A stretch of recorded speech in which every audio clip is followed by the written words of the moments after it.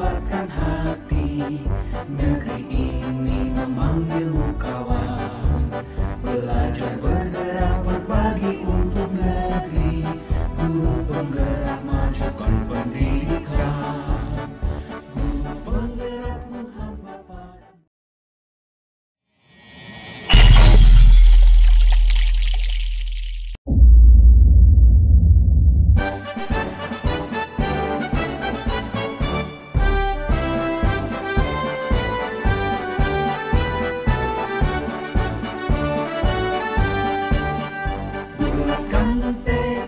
kuatkan hati, negeri ini memanggilmu kawan. Belajar bergerak berbagi untuk negeri, guru penggerak majukan pendidikan. Guru penggerak menghamba pada murid, kreatif rancang pembelajaran. Hargai potensi, tingkatkan prestasi, lahirkan profil pelajar Pancasila. Belajar bergerak berbagi untuk negeri, kita menjalin kolaborasi. Belajar bergerak berbagi untuk negeri, demi bakti pada Ibu Pertiwi.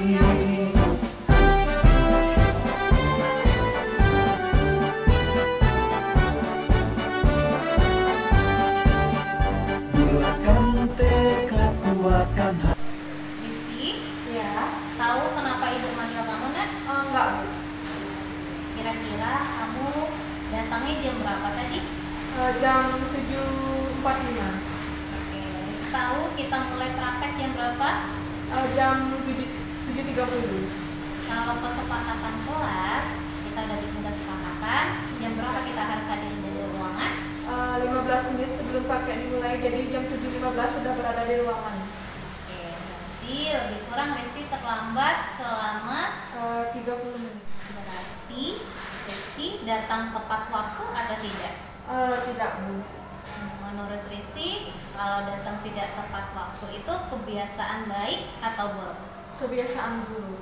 Oke, nggak apa-apa. Rizky melakukan kesalahan, ya. Berbuat salah itu tidak apa-apa. Tidak ada yang sempurna. Ibu pun juga pernah melakukan kesalahan. Tapi pasti Rizky punya alasan kenapa bisa terlambat. Coba ceritakan sama ibu, bagaimana kenapa bisa terlambat?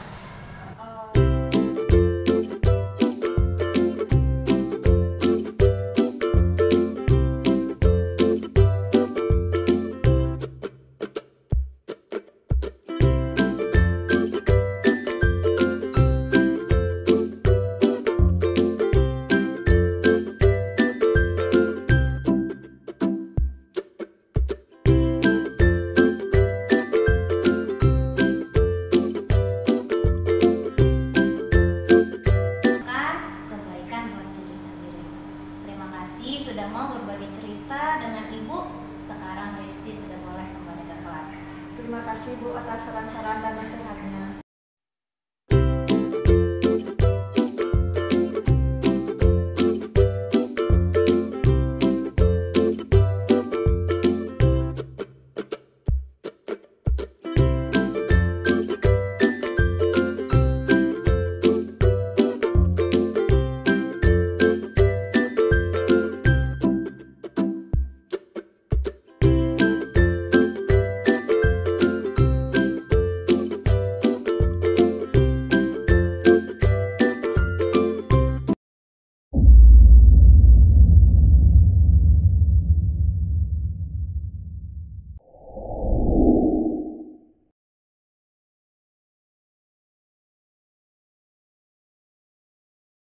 Om Swastiastu. Assalamualaikum warahmatullahi wabarakatuh. Selamat pagi. Namo Buddhaya, salam sejahtera untuk kita semua. Terima kasih kami ucapkan kepada rekan-rekan guru yang berkesempatan hadir di ruangan ini dalam pemaparan materi diseminasi budaya positif yang akan dipaparkan oleh salah satu guru kita, Ibu Indah Tirtasari SPDGR, yang merupakan calon guru penggerak angkatan ke-6. Puji syukur kami panjatkan di hadapan Tuhan Yang Maha Esa, karena atas berkat beliau kita bisa bersama-sama hadir di ruangan ini dalam keadaan sehat walafiat. Bapak Ibu sekalian, adapun susunan acara kita pada hari ini adalah: yang pertama pembukaan, yang kedua adalah doa, yang ketiga sambutan dari Bapak Kepala Sekolah, keempat pemaparan materi diseminasi budaya positif oleh Ibu Indah Tirtasari SPDG, kelima tanya jawab, dan terakhir adalah penutup. Kita masuki acara yang kedua. Bapak dan Ibu, kami harap untuk berdiri karena akan ada acara doa. Silakan berdiri.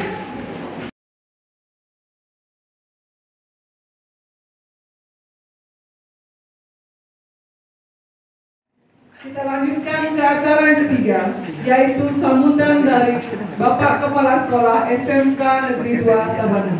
Kepada Bapak kami persilakan.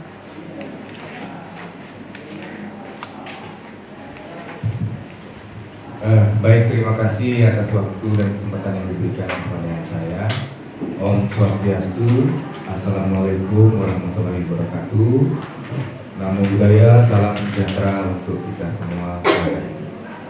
Bapak Ibu yang saya hormati, yang berkesempatan hadir pada hari ini di dalam acara diseminasi budaya positif oleh Ibu Indah Tirta, calon guru penggerak angkatan ke-6, di mana mudah-mudahan apa yang dilaksanakan pada kegiatan hari ini nantinya dapat menghasilkan sesuatu yang positif untuk sekolah kita, utamanya pada ekosistem pembelajaran di sekolah kita.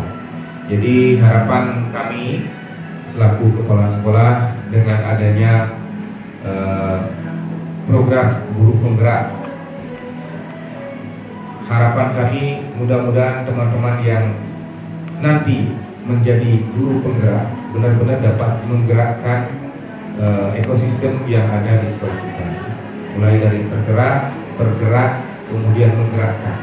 Mudah-mudahan dengan acara diseminasi budaya positif pada hari ini kedepannya menjadi awalan yang baik untuk meningkatkan proses belajar mengajar di SMK Negeri 2 Tabanan.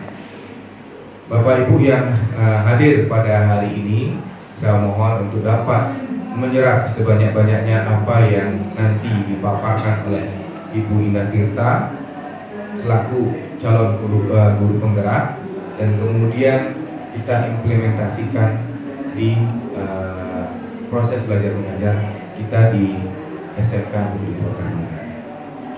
Mudah-mudahan apa yang direncanakan mendapat restu dari Tuhan Yang Maha Esa.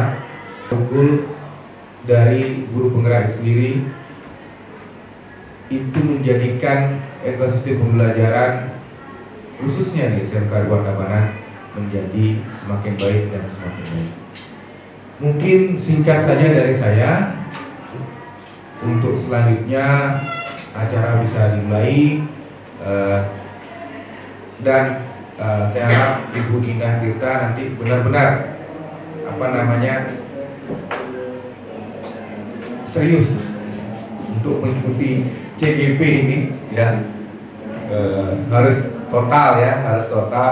Begitu pula mungkin teman-teman yang lain yang setelah lolos CGP itu harus total ya, sehingga bisa maksimal menjadi sebagai guru penggerak. Baik, itu saja dari saya. Saya tutup dengan Pak Sadi. Om Sadi Sadi Sadi Om. Wassalamualaikum warahmatullahi wabarakatuh. Namo Buddhaya, salam sejahtera untuk kita semua. Rahayu, rahayu, rahayu.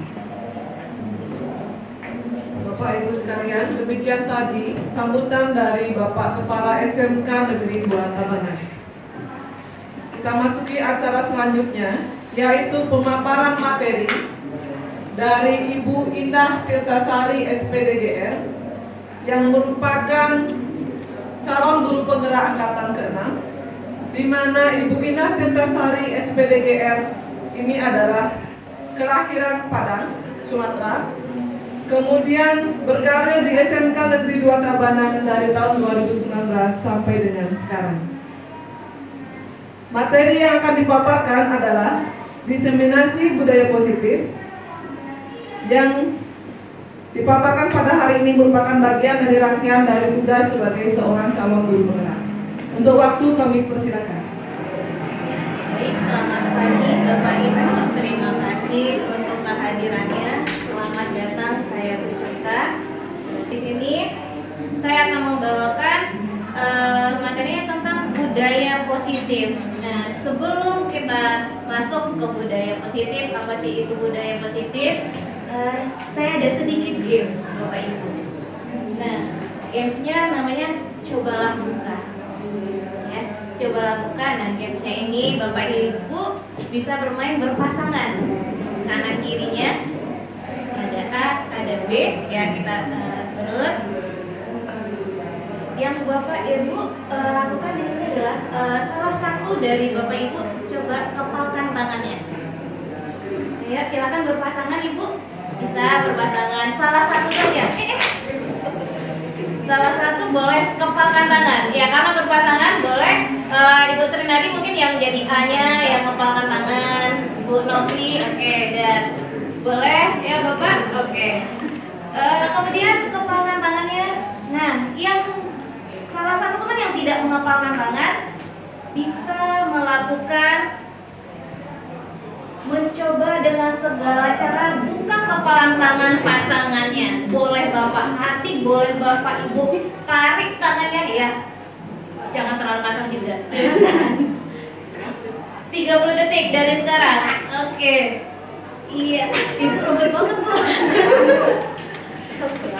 Sudah keras. Oke. Oke. Baik Bapak Ibu. Oke, sudah dilanjutkan gamesnya. Nah, kira-kira ada yang terbuka nggak Bapak Ibu? Oh, itu bahaya Bu. Oke, berarti Bapak Ibu gimana, terbuka nggak kepalan tangannya? Ibu? Sedikit. Jadi ada yang terbuka, ada yang tertutup. Nah, sekarang bagus Bapak Ibu, tertutup. Nah, pertanyaannya, kalau yang terbuka, nggak ada yang terbuka ya Bapak Ibu. Nah, tertutup. Kira-kira kenapa sih kepala tangan Ibu tertutup tadi? Bagaimana? Kenapa Ibu menutupnya Ibu? Kalau ada usaha sekuat tenaga. Usaha sekuat tenaga, ya. Ya, jadi sama ya. Dalam kegiatan ini kan kita menutup kepala tangan kita. Nah, kita yang membuka atau yang menutupnya. Yang memegang kontrol itu adalah diri kita sendiri. Nah, ini akan berhubungan dengan materi kita hari ini. Ya Bapak Ibu, baik, kita akan masuk ke materi kita, yaitu kita mulai karena kita udah belajar tadi, kita bermain games tentang pengontrolan diri. Nah, sekarang ini materinya adalah mengenai kontrol teori atau choice theory. Di mana, nah, kira-kira kontrol itu apa Bapak Ibu? Menurut Bapak Ibu, kontrol itu apa? Mengendalikan, memegang kendali ya Bapak Ibu. Nah, selama ini yang kita lakukan kepada murid adalah ilusi bahwa guru itu mengontrol murid, ya kan? Kita mengontrol murid, apa yang menurut kita sebagai guru itu terbaik, murid harus lakukan.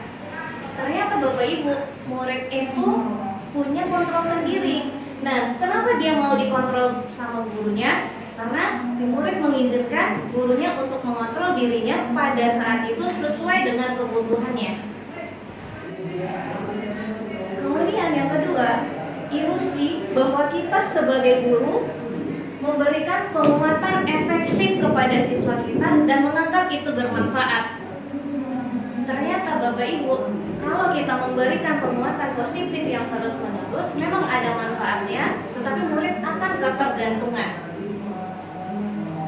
Ada kala nantinya kalau kita tidak berikan penguatan, murid tidak akan termotivasi lagi dia untuk melakukan sesuatu yang lebih baik. Kemudian yang ketiga, ilusi bahwa kritik membuat orang merasa bersalah dan menguatkan karakter. Nah, terkadang kita sebagai guru mengkritik siswa yang menurut kita itu adalah untuk menguatkan mereka. Ternyata kritik itu bisa membuat siswa merasa gagal, merasa dia tidak berguna. Nah, kemudian ilusi yang keempat adalah bahwa orang dewasa memiliki hak untuk memaksa. Sadar atau tidak kita sadari, kita sebagai guru, kita memaksa murid untuk mengikuti rules atau aturan yang telah kita buat. Bukan begitu Bapak Ibu? Ya. Nah, ternyata hal ini di teori kontrol kita akan meluruskan beberapa miskonsepsi yang selama ini yang kita pahami sebagai teori kontrol atau mengendalikan. Di sini ada paradigma stimulus respon yang menurut kita itu yang selama ini kita lakukan. Nah, ternyata menurut teori kontrol tidak seperti itu. Bagaimana paradigmanya? Paradigmanya yang seperti di sebelah kiri adalah yang kita biasa anggap ya, bahwa realitas atau kebutuhan itu sama. Setiap murid memiliki kebutuhan yang sama. Padahal di teori kontrol itu kebutuhan setiap murid itu berbeda. Kemudian semua orang melihat hal yang sama. Padahal setiap orang memiliki gambaran yang berbeda. Kemudian kita mencoba mengubah agar orang lain berpandangan sama dengan kita. Kemudian yang teori kontrol kita berusaha memahami pandangan orang lain tentang dunia. Nah, yang ini yang tanpa kita sadari adalah perilaku buruk dilihat sebagai suatu kesalahan. Kadang siswa melakukan perilaku buruk, kita udah menjudge atau melabeli atau mencap si siswa itu siswa yang nakal. Padahal semua perilaku itu pasti memiliki tujuan. Kenapa siswanya seperti itu? Nah, yang berikut yang paradigmanya kita atau stimulus respon kita, orang lain bisa mengontrol saya. Padahal orang lain tidak bisa mengontrol diri kita, yang mengontrol adalah Anda sendiri. Kemudian saya bisa mengontrol orang lain. Sebagai guru kita bisa mengontrol orang lain. Ternyata Anda tidak bisa mengontrol orang lain. Nah, pemaksaan ada pada saat bujukan gagal. Nah, kalau guru sudah gagal membujuk siswa, maka akan terjadilah pemaksaan. Kamu harus ikut aturan saya. Padahal kolaborasi dan konsensus menciptakan pilihan-pilihan baru. Yang terakhir, stimulus kita adalah ada yang menang, ada yang kalah. Ya, sebaiknya di teori kontrol win-win solution. Ya, ada menang-menang. Jadi tidak ada pihak yang dirugikan. Nah, itulah paradigma stimulus respon yang coba kita luruskan, ya, terhadap teori kontrol. Baik Bapak Ibu, setelah kita sedikit tadi tentang kontrol, ya kita sudah tahu siapakah yang memegang kontrol, ya, baik di diri kita sendiri, itu adalah tentunya kita sendiri. Kalau siswa, tentu siswa itu sendiri. Tidak ada orang lain yang bisa mengontrol.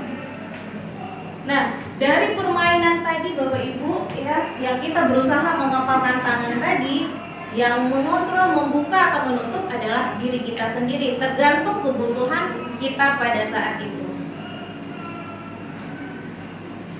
Nah, untuk mengembangkan lebih baiknya untuk sistem kontrol ini, kita sebaiknya melakukan atau mengembangkan budaya positif di sekolah. Nah, apa saja budaya positif yang bisa kita kembangkan di sekolah? Bisa seperti disiplin positif dan nilai-nilai kebajikan universal. Kemudian teori motivasi, hukuman, penghargaan, dan restitusi, keyakinan kelas, kebutuhan dasar manusia, kemudian 5 posisi kontrol, dan segitiga restitusi. Baik Bapak Ibu, saya mencoba menjelaskan satu-satu budaya positif. Kita mulai dari disiplin positif dan nilai-nilai kebajikan universal. Nah, budaya positif itu yang kita tahu adalah budaya positif merupakan perwujudan dari nilai-nilai atau keyakinan universal yang diterapkan di sekolah. Jadi perwujudan dari nilai-nilai kebajikan universal. Nanti kita akan bahas apa sih itu nilai-nilai kebaikan. Nah, selama ini kita sebagai guru merasa berkewajiban untuk mengontrol perilaku siswa agar sesuai dengan yang diharapkan guru. Tanpa kita sadari kita ingin mengontrol perilaku yang dilakukan oleh siswa atau muridnya kita. Nah, di sini Bapak Ibu, kita bisa mendisiplinkan siswa dengan disiplin positif dan menerapkan nilai-nilai kebajikan universal. Kalau kata disiplin, apa yang terlintas di pikiran Bapak Ibu? Tertib, teratur, ya Bapak Ibu? Sesuai aturan. Sesuai aturan. Kira-kira ada dikasih hukum berkaitan dengan hukuman nggak disiplin ini Bapak Ibu? Ada.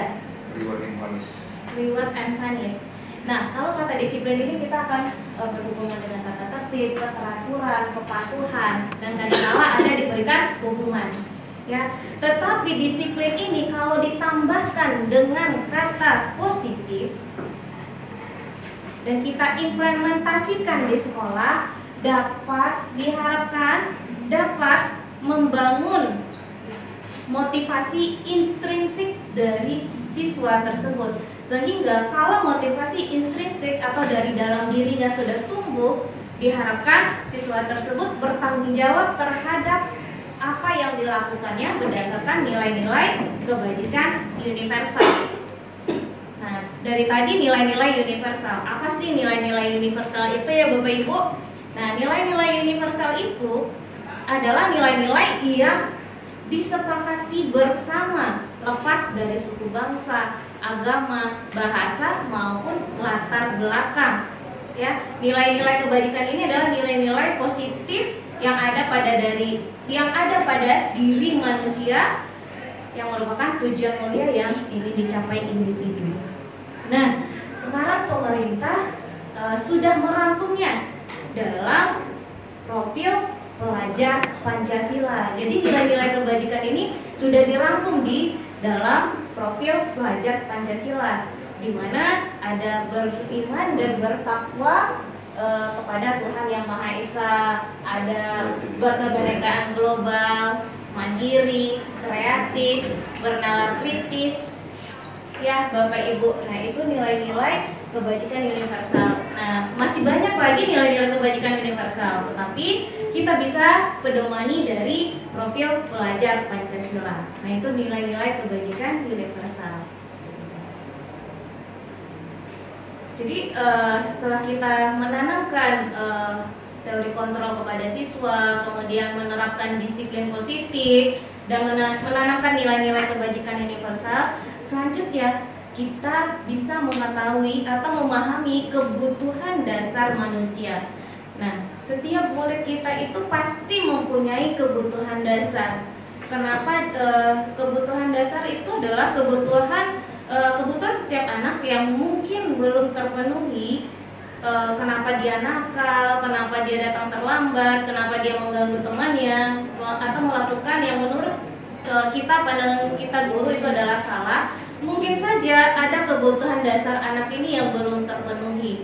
Misalnya kebutuhan dasar anak itu adalah kebutuhan untuk bertahan hidup atau survival, ya, dimana kebutuhan bertahan hidup ini seperti yang fisik, pakaian, rumah, makanan, dan yang psikologis sifatnya.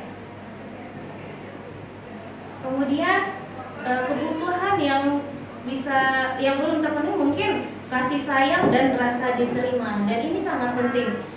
Jika di rumah dia tidak mendapatkan rasa kasih sayang dari orang tuanya, mungkin dia akan melampiaskan kepada sesuatu yang negatif, ya, yang menurut kita tidak sesuai dengan aturan yang berlaku. Kemudian di sini ada penguasaan atau kebutuhan pengakuan atas kemampuan. Nah, jika murid sudah punya misalnya kemampuan di dalam kelas, ternyata gurunya tidak peduli atau tidak aware, tidak ada memberikan penghargaan atau motivasi, tidak diakui. Nah, bisa jadi itu kebutuhannya bisa tidak terpenuhi muridnya, karena murid juga ingin merasa dihargai gitu ya Bu ya, dengan kemampuannya. Kemudian yang keempat adalah kebebasan, kebutuhan akan pilihan ya. Kemudian yang terakhir adalah kesenangan. Nah, murid juga butuh kesenangan seperti bermain, ya, diterima di lingkungannya. Nah, itu kesenangannya, itu kebutuhan dasar. Nah, dengan kita mengetahui kebutuhan dasar siswa ini, kita bisa setidaknya apa istilahnya kalau dokter mencari solusinya, ya, mencari solusinya. Kebutuhan mana sih yang belum terpenuhi? Nah, kita lihat kebutuhan mana, kemudian kita bisa melakukan perbaikan atau menemukan solusinya di kebutuhan tersebut. Kemudian kita masuk kepada materi, nah, teori motivasi, hukuman, penghargaan, dan restitusi. Mungkin ada kata yang asing sama Bapak Ibu, istilah restitusi ya Bapak Ibu. Nah, baik, kita akan coba bahas teori motivasi. Nah, teori motivasi ini jangankan sebagai murid, kita sebagai guru, mari kita tanyakan kepada diri kita sendiri, bagaimana sih kita berperilaku, mengapa kita melakukan segala sesuatu, apa kita melakukan sesuatu karena ada dorongan dari lingkungan atau ada dorongan yang lain. Nah, terkadang kita melakukan sesuatu karena kita menghindari rasa sakit atau tidak nyaman. Terkadang kita melakukan sesuatu mendapatkan apa yang kita mau. Contoh, kalau kita sebagai guru datang ke sekolah tidak terlambat untuk menghindari ketidaknyamanan, bisa jadi ada aksen merah, ujung-ujungnya TPP dipotong gitu ya Bapak, atau dimarahi Bapak Kepala Sekolah gitu. Nah, itu untuk menghindari ketidaknyamanan, sama dengan murid Bapak Ibu. Nah, ternyata motivasi ini, 3 motivasi perilaku manusia atau murid yang bisa kita ketahui adalah untuk menghindari ketidaknyamanan atau hukuman. Nah, siswa mengikuti peraturan di sekolah, kenapa? Karena dia ingin nyaman saja, menghindari ketidaknyamanan. Apa ketidaknyamanan? Bisa dimarahi guru, ya Bapak Ibu ya, atau diberi hukuman. Nah, kemudian yang motivasi berikutnya mendapatkan imbalan atau penghargaan dari orang lain ya. Nah, kalau dia merasa berhasil melakukan sesuatu, dia mengharapkan mendapatkan penghargaan atau bahkan imbalan dari gurunya. Yang ketiga yaitu untuk menjadi orang yang mereka inginkan dan menghargai diri sendiri dengan nilai-nilai yang mereka percaya. Nah, motivasi yang ketiga, motivasi ini yang paling bagus kita tumbuhkan kepada anak didik kita adalah motivasi yang ketiga. Kenapa? Karena itu berasal dari dalam diri mereka sendiri. Mereka belajar atau melakukan sesuatu memang karena mereka ingin dan mereka menghargai diri sendiri dengan nilai-nilai yang mereka percaya. Nah, kalau motivasi yang dikembangkan yang nomor 1, nomor 2 itu lebih kepada motivasi ekstrinsik. Jadi ada sesuatu yang diharapkan dari luar, karena ada sesuatu yang dari luar. Jadi mereka kurang termotivasi. Motivasinya hanya sebentar. Nah, itu untuk motivasi. Kemudian hukuman. Nah, tanpa disadari kita sering memberikan hukuman kepada siswa kita. Ya, Bapak Ibu. Hukuman itu kita bersifat tidak terencana. Biasanya hukuman ini datangnya tiba-tiba, ya, tanpa kita melibatkan si anak. Misalnya anak melakukan kesalahan, kayak datang terlambat, kita belum datang terlambat pada saat pelajaran. Nah, kita bisa suruh dia keliling lapangan atau push up. Datangnya tiba-tiba tanpa kita rencanakan. Ya Bapak Ibu, nah kadang si siswa sendiri tidak tahu dia akan kena hukum gitu. Nah, bersifatnya satu arah. Jadi tanpa ada kesepakatan dari si muridnya. Nah, hukuman ini bisa berupa hukuman fisik atau berupa fisik atau psikis, bisa melalui perbuatan atau kata-kata. Nah, yang berikutnya adalah penghargaan. Penghargaan ini tanpa disadari penghargaan bisa juga sebagai hukuman, Bapak Ibu. Kalau dia diberikan tidak tepat, penghargaan bisa jadi hukuman. Nah, kita menurut Afikon itu penghargaan maupun hukuman adalah cara-cara mengontrol perilaku seseorang yang menghancurkan potensi pelajaran sesungguhnya. Kenapa sih penghargaan bisa jadi hukuman, Bapak Ibu? Nah, Afikon ini dia melakukan pengamatan, ya. Pengamatannya ini penghargaan yang nilainya sama dengan menghukum seseorang. Kenapa? Karena penghargaan ini kalau terus-terus diberikan kepada anak, pengaruhnya dalam jangka pendek dan jangka panjang. Jangka pendeknya seperti ini. Ilustrasinya, misalnya di sebuah TK, si murid yang bisa masuk ke dalam kelas tertib, baris, rapi akan diberikan oleh ibu gurunya bintang. Penghargaan berupa bintang. Nah, ketika gurunya yang memberikan bintang itu tidak masuk, digantikan sama guru yang lain, bisa jadi murid itu tidak mau berbaris rapi. Kenapa? Karena tidak ada bintang yang diharapkannya. Nah, jadi si murid itu termotivasi dari luar saja karena mengharapkan penghargaan berupa bintang. Jadi kalau semakin banyak bintang, semakin rajin, semakin bagus dia menurut muridnya. Nah, itu sangat berbahaya penghargaan itu kalau diberikan dengan tidak tepat. Kemudian penghargaan tidak efektif, Bapak Ibu. Kemudian penghargaan merusak hubungan. Di sini kenapa penghargaan merusak hubungan? Tanpa kita sadari, kadang kita di kelas, siswa kita itu ada yang pintar. Nah, kita langsung memuji siswa yang itu saja. Nah, ternyata siswa yang tidak pintar ini dia merasa kenapa dia terus yang dihargai, kenapa dia terus yang diberikan penghargaan, saya kok tidak gitu. Nah, jadi bisa terjadi kecemburuan di antara siswa-siswa. Kemudian penghargaan mengurangi ketepatan, ya. Berbeda dengan siswa yang melakukan karena dari dalam diri sendiri dengan mengharapkan penghargaan dari bapak atau ibu gurunya. Nah, ini akan mengurangi ketepatannya. Ketepatan dalam pembelajaran. Kemudian penghargaan dapat menurunkan kualitas. Ya, yang terakhir penghargaan mematikan kreativitas dan penghargaan itu menghukum. Baik Bapak Ibu, secara lebih jelas seperti ini gambarannya.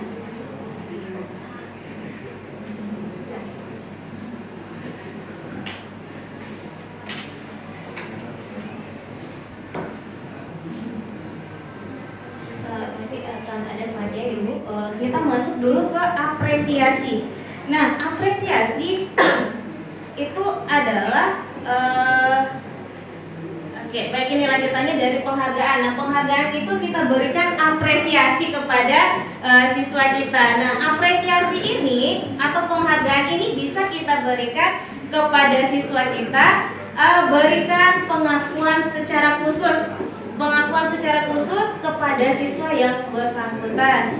Kemudian apresiasi itu kita berikan secara pribadi, ya Bapak Ibu, tidak terus-menerus di hadapan temannya. Kemudian kita berikan apresiasi atau penghargaan itu kepada semua murid bergantian, tidak hanya ke murid yang satu saja, yang pintar saja. Kemudian berikan pengakuan secara konsisten dan fokus kepada prosesnya. Jadi yang kita berikan apresiasi itu adalah kalau siswanya itu sudah melakukan sesuatu proses perubahan. Nah, itu yang baru kita berikan apresiasi. Nah, contoh pengakuan atau apresiasi, misalnya kita sebagai guru bisa menyampaikan kalimat seperti ini. Kalau situasinya ada murid baru di kelas kita dan ada siswa yang membantunya untuk mengetahui ruangan, belajar atau mencari guru. Nah, kita sebagai guru bisa mengucapkan kalimat, kemarin saya perhatikan.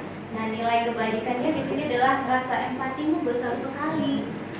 Nah, jadi inilah apresiasinya kita terhadap siswa. Jadi apresiasi yang kita berikan itu adalah secara khusus ya, secara kepada prosesnya. Kemudian situasinya, contoh kedua, situasinya pada saat kamu membantu teman-teman di tugas kelompok. Nah, itu ada nilai kebajikan adalah kepedulian. Bapak Ibu bisa menyampaikan, saya sangat menghargai kepedulianmu, Nak, karena sudah membantu teman-teman melaksanakan tugas kelompok. Nah, ada lagi situasinya seperti saat ada anak-anak atau murid yang memungut kertas berserakan di lantai. Yang kita apresiasi adalah rasa tanggung jawabnya. Terima kasih untuk rasa tanggung jawab Nak telah memungut sampah yang berserakan di lantai. Jadi ada nilai kebajikannya, ada di prosesnya, ya, ada secara khususnya kita sampaikan apresiasi itu. Jadi membuat murid-murid lebih termotivasi. Kemudian kita udah masuk penghargaan, motivasi, penghargaan, dan sekarang kita masuk ke konsekuensi. Konsekuensi itu adalah sudah terencana, Bapak Ibu. Jadi berbeda dengan hukuman. Kalau hukuman tidak terencana, datang tiba-tiba. Kalau konsekuensi dia sudah disepakati, sudah terencana antara murid dan guru dan sudah disetujui. Nah, jadi murid sudah tahu kalau dia akan melanggar peraturan, dia akan menerima konsekuensinya. Nah, kalau konsekuensi ini tetap membuat murid tidak nyaman. Kenapa? Karena ini menumbuhkan motivasi ekstrinsiknya. Contohnya kalau kita di Boga ya Bu ya, kalau datang terlambat atau tidak buat LKS, anak-anaknya tidak diizinkan masuk ya Bu ya, itu berarti sudah ada konsekuensi antara guru dan murid. Mungkin kalau di pelajaran umum Bu Mawar bisa bagaimana kalau konsekuensi di kelas, kalau pelajaran umum Bu Mawar memberikan konsekuensi? Bagaimana biasanya Bu Mawar? Kalau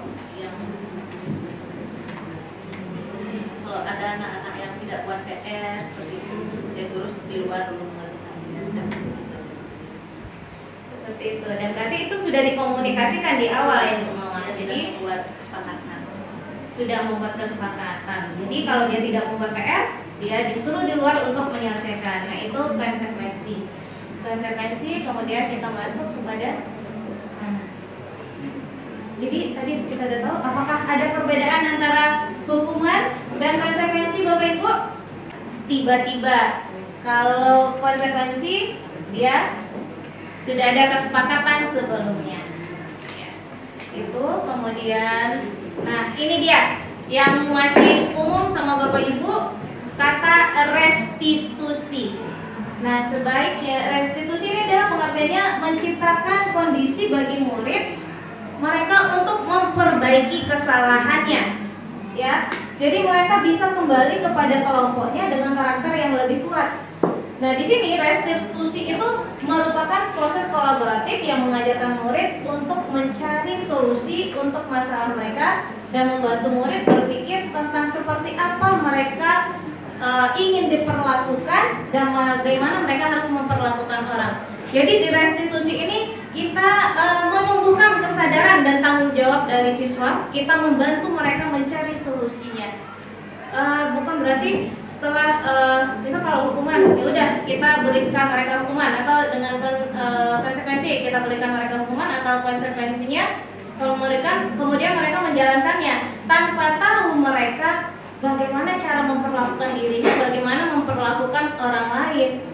Dia tidak ada, oh salah saya karena nggak membuat PR. Nah, sementara di restitusi ini kita lebih menumbuhkan rasa tanggung jawab mereka, rasa kepedulian siswa kita. Nah, belum terbayang ya Bapak Ibu bagaimana restitusi itu. Berikut restitusi. Nah, ciri-ciri restitusi itu di sini bukan untuk menebus kesalahan, namun siswanya belajar dari kesalahan. Jadi kan kalau hukuman dan konsekuensi kita hanya memberikan mereka sebatas hukuman saja tanpa mereka tahu salahnya.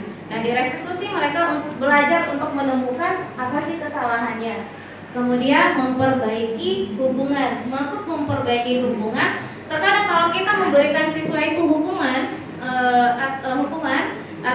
memberikan konsekuensi, ada rasa tidak nyaman siswa kepada gurunya, sehingga timbul rasa marah, rasa tidak mau ketemu dengan gurunya, atau malas belajar dari gurunya. Nah, dengan restitusi kita mencoba memperbaiki hubungan atau gapnya seperti itu antara guru dan murid. Kemudian restitusi bukan tawaran atau bukan paksaan. Kemudian restitusi itu cirinya menuntun untuk melihat ke dalam diri. Kemudian siswa dapat mencari kebutuhan dasar yang mendasari tindakannya. Ingat lagi Bapak Ibu, kebutuhan dasar yang telah kita bahas tadi, ada survive ya, ada rasa diterima, yang tadi seperti tadi ya Bapak Ibu, kebutuhan dasarnya. Nah, dengan kita mencari kebutuhan dasarnya yang belum dipenuhi, kita menjadi tahu kenapa dia melakukan tindakan tersebut. Ini Bu, terima kasih Bu.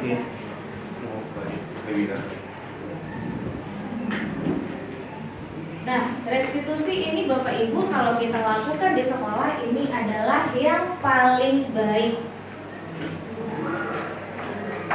Di sini restitusi lebih fokus kepada karakter, bukan kepada tindakan. Restitusi menguatkan siswa kita untuk kembali kepada kelompoknya dan menguatkan mereka mengetahui rasa tanggung jawabnya. Kemudian restitusi fokus kepada solusi, dan restitusi mengembalikan murid yang berbuat salah pada kelompoknya. Jadi dia tahu apa kesalahannya, bagaimana cara memperbaikinya. Nah, setelah kita tahu restitusi ini, kita bisa melakukan budaya positif yang selanjutnya adalah membuat keyakinan kelas dengan siswa-siswi kita. Nah, apa itu keyakinan kelas? Mengapa tidak peraturan kelas saja? Karena Bapak Ibu, kalau peraturan kelas apa? Harus disepakati ya Ibu ya. Dibuat aturan harus disepakati. Keyakinan juga begitu kan Bapak Ibu?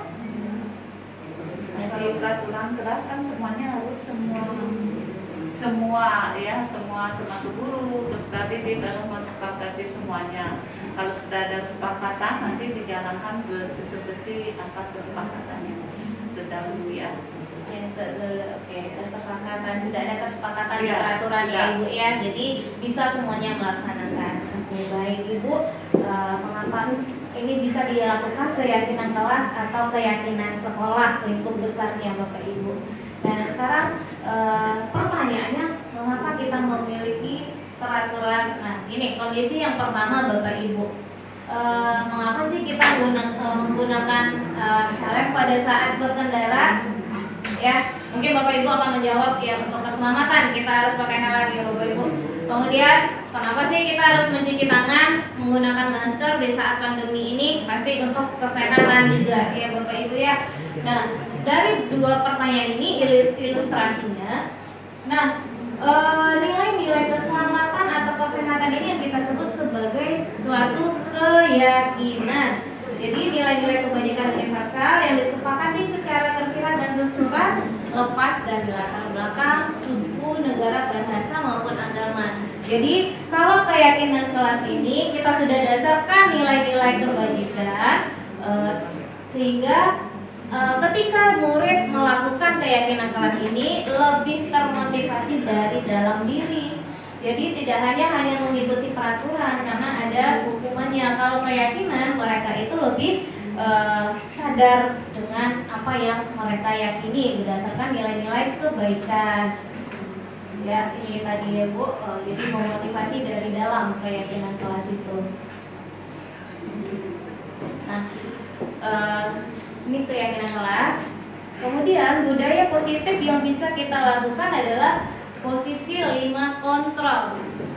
Restitusi, ingat ya Bu, restitusi tadi adalah membantu siswa untuk bertanggung jawab, dan kembali ke lingkungannya dengan lebih kuat. Oke, di sini kita sebagai guru memiliki 5 posisi kontrol.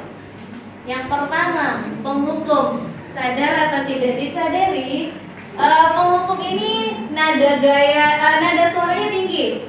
Terkadang bisa melotot Bapak Ibu. Kemudian jari menunjuk-nunjuk atau menghardik. Nih, tipe posisi kontrol ya, penghukum. Bisa kalimatnya yang disampaikan patuhi aturan saya atau tidak, awas, dengan nada yang tinggi. Kemudian kalau hasilnya dengan kita sebagai penghukum, murid itu kecenderungan mendendam atau bersikap agresif, bisa melawan kita sebagai guru. Nah, ini posisi kontrol kita sebagai penghukum. Kemudian yang kedua, posisi guru sebagai pembuat merasa bersalah. Nah, biasanya guru yang posisi kontrolnya sebagai pembuat merasa bersalah, bersuara lebih lembut, menggunakan keheningan yang membuat orang lain merasa tidak nyaman, bersalah, atau rendah diri.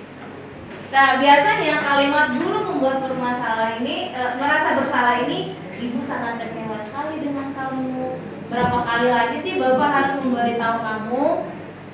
Nah, ini kalimat yang mungkin apa yang bisa disampaikan bapak ibu guru. Kemudian apa sih dampak atau hasil dari pembuat merasa bersalah ini? Nah, terkadang murid akan merasa gagal dia dan tidak sanggup untuk membahagiakan orang lain atau menyampaikan atau membahagiakan orang lain, ya tidak bisa dia rasanya belajar dengan maksimal membahagiakan gurunya. Jadi tipe penghukum dengan nada yang tinggi, kalau merasa bersalah nadanya lembut, tetapi dia membuat orang merasa tidak nyaman. Nah, sekarang posisi kontrol guru sebagai teman. Nada suaranya ramah, akrab, suka bercanda. Nah, kalimatnya bisa, ya sudah, kali ini tidak apa-apa, nanti ibu yang bereskan. Nah, itu sebuah posisi kontrol kita sebagai teman. Oke, posisi kontrol sebagai teman ini, murid akan merasa senang dan akrab dengan guru. Itu dampak positifnya. Tetapi dampak negatifnya, murid menjadi ketergantungan dengan guru tersebut. Kalau ada masalah, kadang jadinya guru tersebut, percayanya pada guru tersebut. Nah, kemudian yang posisi keempat, posisi kontrol guru adalah pemantau. Biasanya nadanya datar, bahasa tubuh formal. Nah, kalau pemantau ini, kalau misalnya ada murid yang terlambat, bisa saja bapak ibu mengatakan peraturannya apa, sanksi atau konsekuensinya apa. Nah, dari pemantau ini murid memahami konsekuensi yang harus dijalankan karena telah melanggar salah satu peraturan sekolah. Guru tidak menunjukkan suatu emosi berlebihan, ya, menjadi marah dan membuat merasa berbuat salah. Jadi kalau di pemantau ini gurunya membuat murid memahami konsekuensi yang akan diterimanya. Nah, ada posisi kontrol yang terakhir, itu adalah sebagai manajer. Nah, kalau posisi sebagai manajer ini, nada suaranya tulus, bahasa tubuh tidak kaku. Nah, ini contoh-contoh kalimat yang bisa disampaikan guru sebagai manajer. Adi, apakah kamu mengetahui jam berapa sekolah dimulai? Jadi gurunya menanyakan dulu kepada anaknya, menggali si anaknya itu sadar nggak masuknya itu jam berapa. Anaknya tahu masuknya ternyata jam 7. Guru menanyakan, jadi kamu terlambat, kira-kira bagaimana kamu memperbaiki masalah ini? Nah, si murid akan menjawab, saya akan bangun lebih awal dan memasang alarm. Baik, itu bisa dilakukan. Apakah besok akan ada masalah untuk kamu agar bisa hadir tepat waktu ke sekolah? Tidak, Pak, saya bisa hadir tepat waktu. Saya hargai usahamu untuk memperbaiki diri. Nah, di sini di posisi manajer ini murid diajak untuk menganalisis kebutuhan dirinya maupun orang lain dan bukan membuat konsekuensi, namun dapat berkolaborasi dengan muridnya. Nah, tanpa kita disadari, kira-kira Bapak Ibu di kelima posisi kontrol ini kita berada di posisi yang mana? Apakah penghukum, apakah pembuat merasa bersalah, ataukah merasa manajer, pemantau, atau teman? Bagaimana Bapak Ibu? Kira-kira kebanyakan di kita itu sebagai Penghukum kah? Penghukum ya Bapak Ibu. Tergantung situasi. Tergantung situasi. Terkadang posisinya sebagai sebagai penghukum, ya sekadang sebagai manajer, jarang-jarang manajer ya. Lebih sering kita sebagai penghukum ya Bapak Ibu, tanpa kita sadari kita penghukum, posisi kita penghukum. Nah yang bagus itu posisi kontrol kita adalah posisi manajer. Jadi kita berkolaborasi dengan murid kita untuk menganalisis kebutuhannya. Walaupun sulit Bapak Ibu, tapi tidak ada salahnya kita mencoba untuk memposisikan kita sebagai pemantau atau manajer.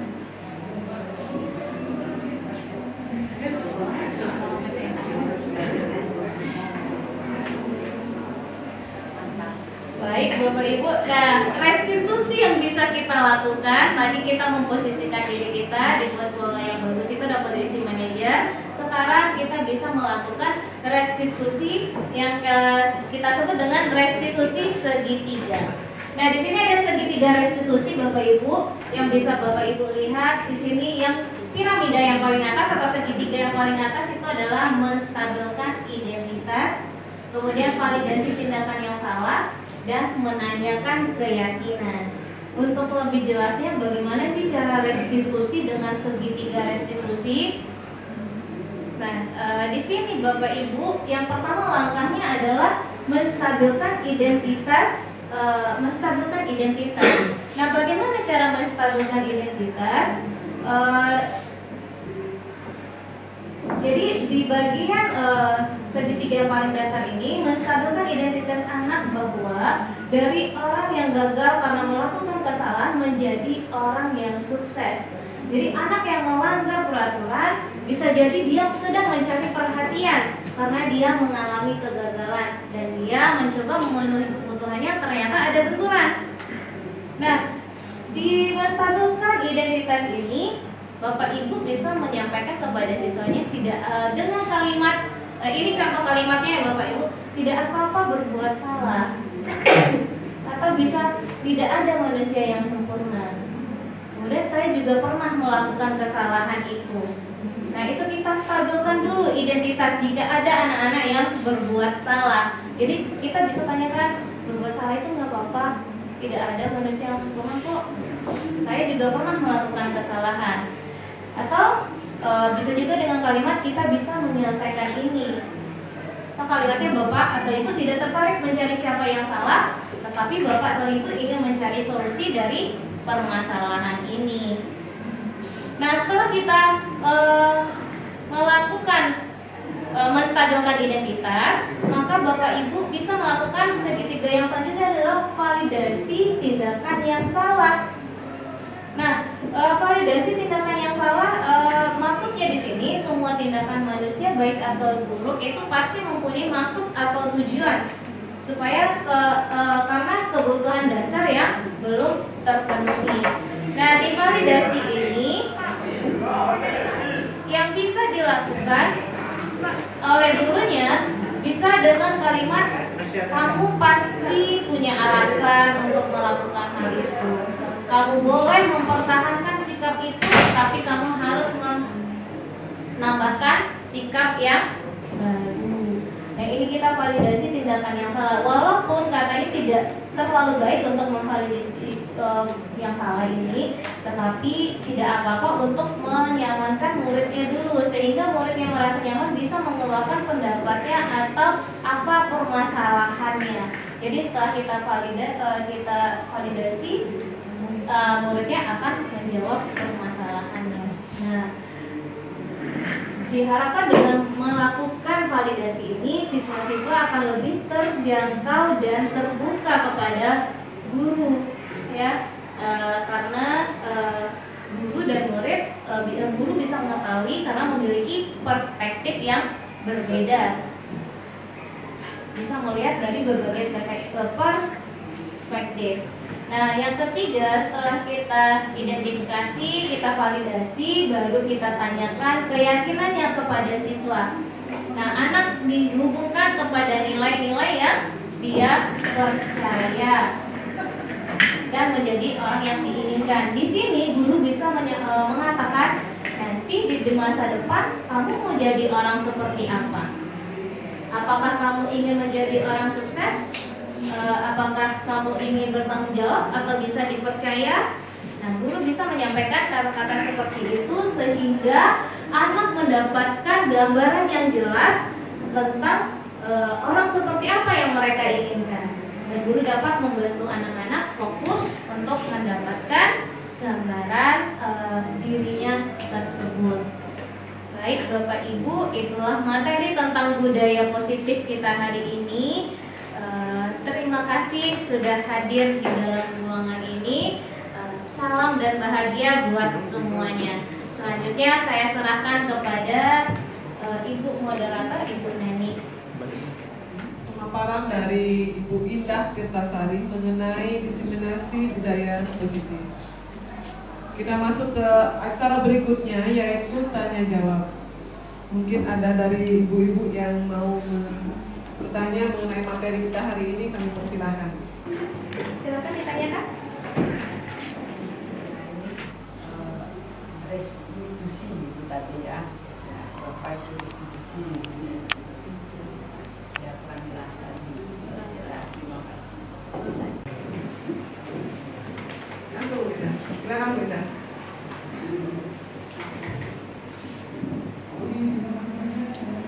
Baik Ibu, terima kasih untuk pertanyaannya. Tadi menanyakan apa sih itu restitusi ya Bu ya? Kurang jelas itu restitusi. Nah, tadi Bapak Ibu tahu tadi kalau kita bedanya antara hukuman konsekuensi. Sudah paham ya Bapak Ibu hukuman dan konsekuensi. Nah, ternyata hukuman dan konsekuensi ini tidak efektif untuk menumbuhkan motivasi intrinsik dari dalam siswa. Jadi kalau hukuman dan konsekuensi, siswanya hanya melakukan itu karena memang ada sesuatu dari luar, karena dia mendapatkan hukuman atau harus apa yang dikerjakan sebagai bentuk menimbulkan ketidaknyamanan bagi dirinya. Nah, di restitusi ini membantu siswa untuk memperbaiki kesalahannya. Misalnya kayak tadi ditanya siswanya datang terlambat. Nah, sebagai guru kita bisa melakukan tadi restitusi dengan segitiga restitusi. Kita menanyakan apakah kamu tahu nggak jam berapa kita masuk, atau peraturan kita jam berapa kita harus masuk. Anaknya pasti akan jawab jam sekian bapak atau ibu. Dan setelah kita menanyakan kenapa kamu bisa terlambat, apa permasalahannya. Nah, kita bisa menanyakan juga mereka untuk mencari solusinya. Jadi dari restitusi ini mereka bisa memperbaiki kesalahannya tanpa dorongan dari luar. Jadi motivasinya timbul dari dalam dirinya. Dia tidak karena takut sesuatu dia harus mematuhi peraturan itu. Jadi kita sebagai guru melakukan restitusi, yaitu mengajak siswa untuk memperbaiki kesalahannya dari dalam dirinya. Jadi mereka bisa kita berpikir, ya mereka bisa mengetahui bagaimana solusi yang harus mereka lakukan. Jadi di sini mereka juga bisa kembali ke kelompok mereka dengan karakter yang kuat. Terkadang kita sebagai guru, kalau murid yang bersalah kita hukum sudah tanpa kita beritahu ini yang salah, ini yang benar. Terkadang ya Bapak Ibu, tidak semua guru, terkadang ya Bapak Ibu. Nah, jadi mereka tidak tahu cara kembali ke kelompoknya. Dia tetap melakukan kesalahan tersebut, apa tahu dia itu salah. Nah, itu kalau yang konsekuensi atau hukuman. Berbeda dengan restitusi, dia dari dalam dirinya, ditumbuhkan kesadaran dari dalam diri siswa tersebut. Baik Ibu, terima kasih. Bagaimana Ibu?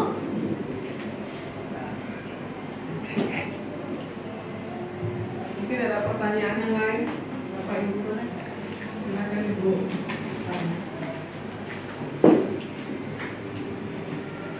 Buka maksudnya Ibu berkeliatan.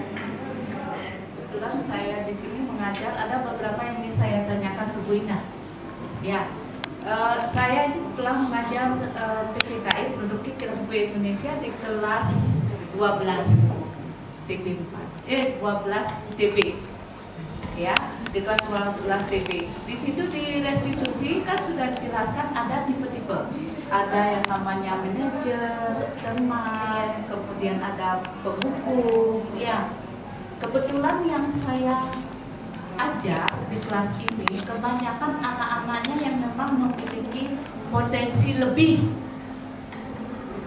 Ya, potensi lebih di bidang kreativitas dalam artian di sini yang agak sedikit melenceng dari positif. Membangkitkan emosi. Iya, kadang Membangkitkan emosi. Iya, kadang membangkitkan emosi begitu. Nah, cara mohon apa namanya? Bagaimana cara mengatasi seperti itu? Selama ini saya mungkin lebih banyak menggunakan sistem hukumnya, manajernya jarang dilakukan.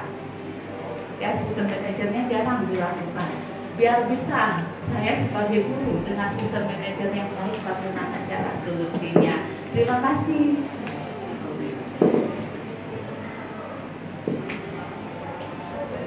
Kita langsung menjawab ini. Baik Ibu, terima kasih, luar biasa sekali ya pertanyaannya Bu Gung ya.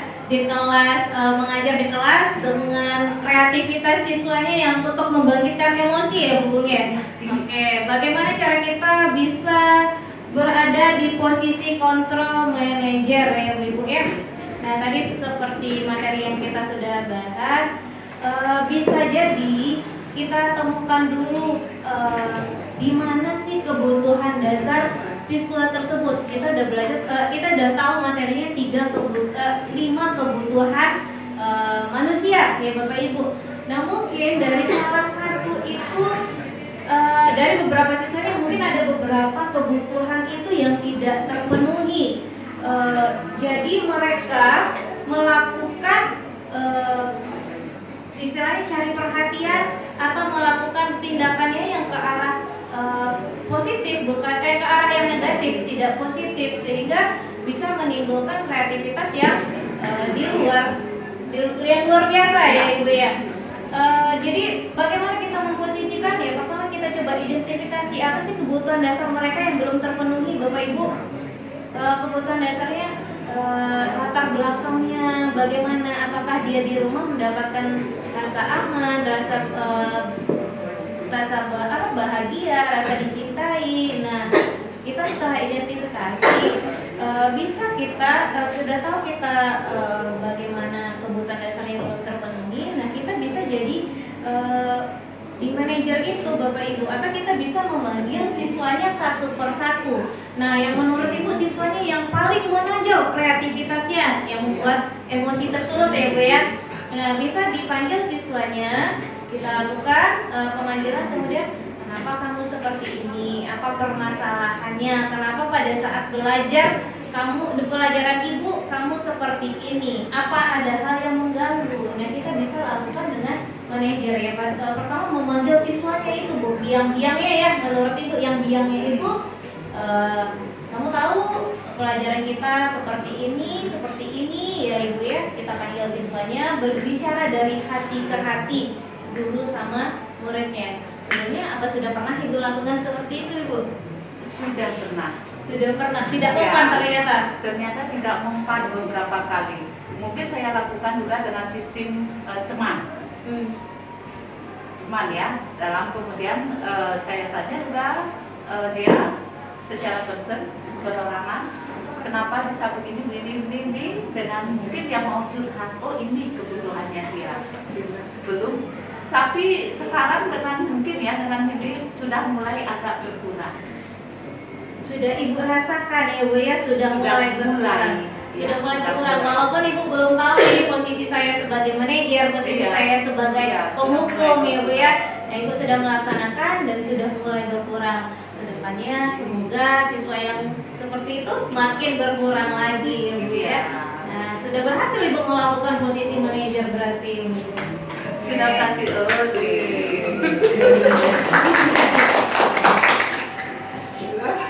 Mungkin ada pertanyaan lagi? Sedikit ya dari Bu Erma. Silakan.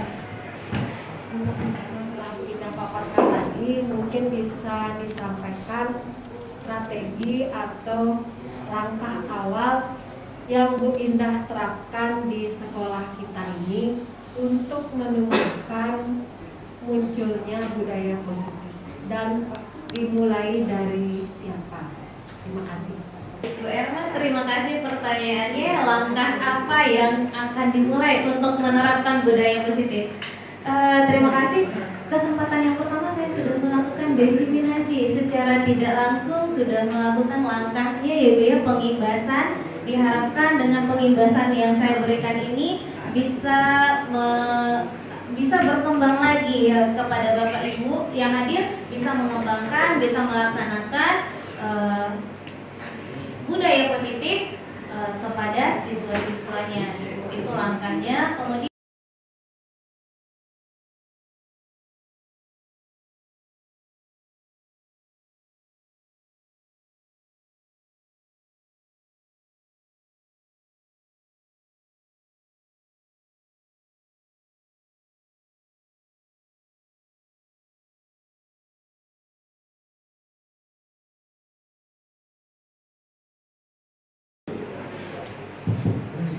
baik, demikian tadi pemaparan daripada materi diseminasi budaya positif yang dipaparkan oleh Ibu Indah Tirtasari pada hari ini, sehingga kita sebagai peserta pada hari ini mendapatkan banyak sekali ilmu baru yang bisa kita terapkan nanti ketika kita melakukan pelaksanaan belajar mengajar di kelas. Terima kasih banyak Ibu Indah atas sharingnya hari ini. Kita akan tutup dengan, kita akan akhiri Bu Indah ya, karena tidak ada pertanyaan lagi. Kita akhiri dengan para Santi. Om Santi Santi Santi Om.